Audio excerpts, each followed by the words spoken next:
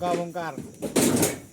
Malam tepatnya pada malam itu kita berada di kampus Tukuman, yaitu sedang bongkar UKM PA Tarantula bersama Bang Berte,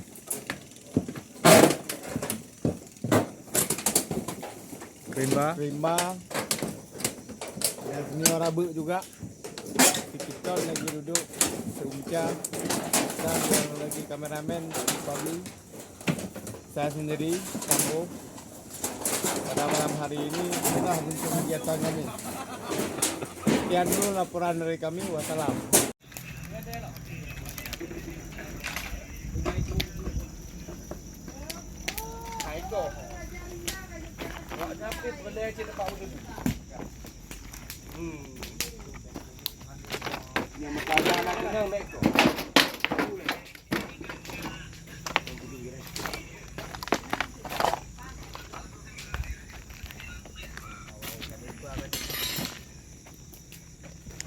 Jadi gimana bang kondisi secret saya ini bang? Ya seperti yang sudah divideokan kan. Analisis kali gila. Iya bang.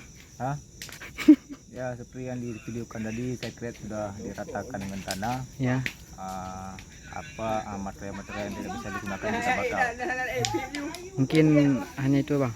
Apa ada penambahan? Untuk besok kita melanjutkan pembokoran ini. Kerangka bajanya dan juga ini tempat tidur saya. Besok kita ratakan karena dikasih waktu sama pihak rektorat sampai besok. Mungkin pada anggota ya, kalau ada waktu kosong tolong bantu kami besok. Dari jam berapa bang? Dari pagi sampai sore dan dilanjutkan pada malam hari lagi. Ya baik. Mungkin sekian bang. Yuk. Sekian, terima kasih. Assalamualaikum warahmatullahi wabarakatuh.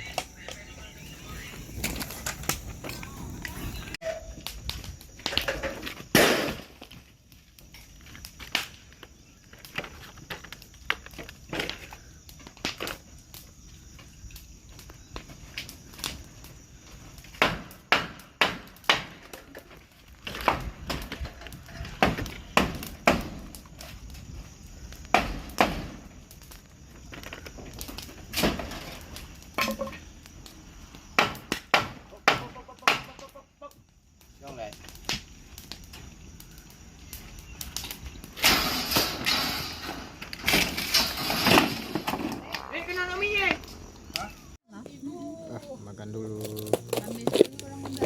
Yuk kita makan ya.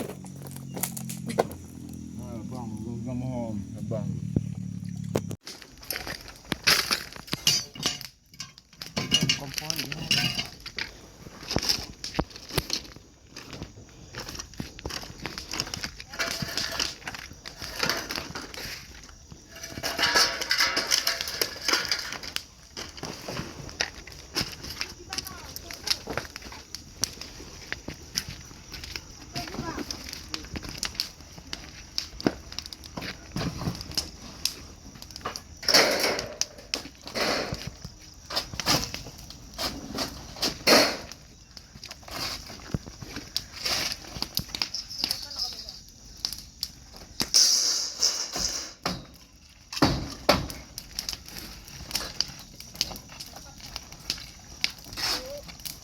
Ini video apa yang ada view dah.